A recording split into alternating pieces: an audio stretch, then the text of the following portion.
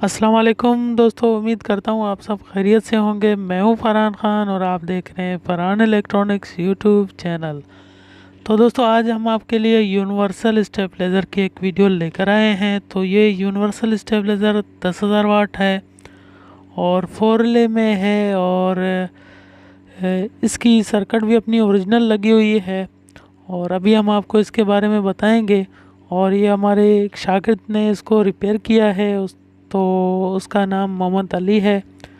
तो अभी उनसे पूछते हैं कि उसने किस तरीके से इसको रिपेयर किया और इसमें क्या क्या फॉल्ट था और क्या डाला उसने। तो चलिए आपको बताते हैं। ये अली बाबा, आपने इसमें क्या काम किया?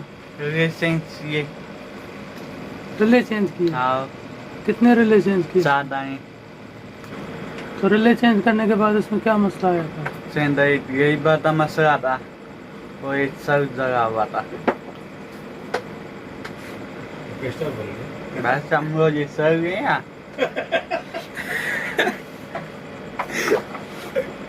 अभी आपका स्टेबलाइजर क्लियर हो गया? जी हाँ। अभी इसमें कोई डिफेक्ट तो नहीं है? नहीं नहीं भी सही है। सेटिंग वेटिंग कर ली जी हाँ, बेहतरीन तरीके से? एक तीन सर है। चलो भाई, ये हमारा अली उस्ताद है, इसने रिले वगैरह सारे इसने चेंज किए। तो दोस्तों, उम्मीद करता हूँ आपने अली की बात समझ गए होंगे। इसकी ज़बान थोड़ा सा ज़बान में फ़र्क है, लेकिन फिर भी कोशिश करता है बात करने की और अल्हम्दुलिल्लाह काफ़ी लोग इसकी बात समझते भी हैं और हम भी समझते हैं और काफ़ी जो ग्राहक आते हैं उनको डीलिंग करता है। तो ये जैसा कि आप देख रहे हैं, ये इसका अपना ओरिजिनल रिले था, इसका यूनिवर्सल। तो जैसा कि अली ने बताया कि इसमें हमने रिले चेंज किए हैं, तो रिले के बिल्कुल पॉइंट स्पार्क करने की वजह से ख़राब हो गए थे। तो इसको चेंज करना बहुत लाजमी हो गया था। अगर हम इसको चेंज नहीं करते और इसको सिर्फ रेगमाल की मदद से साफ़ करके आगे किसी को दे देते थे, तो दोबारा 1-2 दिन में दोबारा स्पार्क करने की वजह से फिर ये ख़राब हो जाते या आगे जो इस पर जो भी लोड चल रहा होता था वो जल जाता, तो मुनासिब नहीं था। तो इस वजह से इसको चेंज करना ही मुनासिब हल था। इसके अलावा अभी मैं आपको दिखाता हूँ, ये यूनिवर्सल की अपनी सर्किट है और ज़्यादातर लोग कहते हैं कि इसकी आईसी ख़राब होती है, लेकिन मैं ये कहता हूँ कि इनकी आईसी इतना जल्दी ख़राब नहीं होती।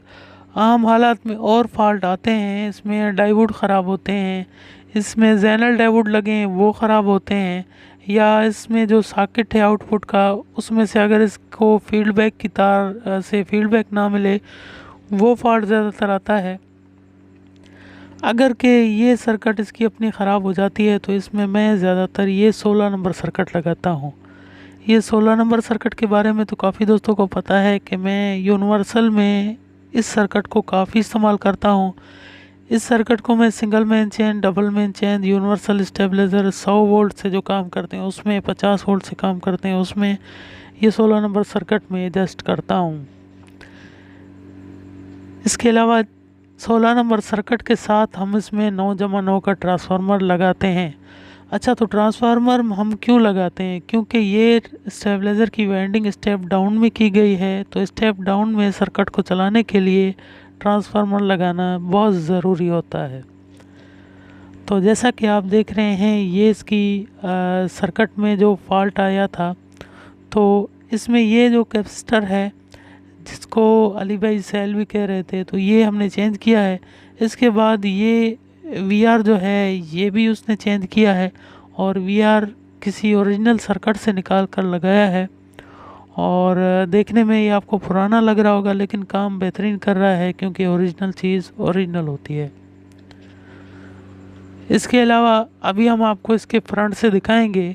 जो इनपुट मीटर भी आप देखें, आउटपुट मीटर भी आप देखें, आपको काफ़ी फ़र्क नज़र आएगा। इनपुट वोल्ट मीटर 100 वोल्ट तक है और आउटपुट 220 वोल्ट तक। तो दोस्तों, उम्मीद करता हूँ हमारे शागिर्द का काम आपको बेहद पसंद आया होगा, क्योंकि यूनिवर्सल स्टेबलाइज़र काफ़ी लोग बनाने से कतराते हैं, लेकिन हमारा ये शागिर्द ये यूनिवर्सल स्टेबलाइज़र में भी काफ़ी महारत हासिल की है इसने। तो अगर वीडियो पसंद आई है तो वीडियो को लाइक करें, दोस्तों में शेयर करें और इंशाल्लाह नेक्स्ट वीडियो में आपके साथ फिर मिलेंगे।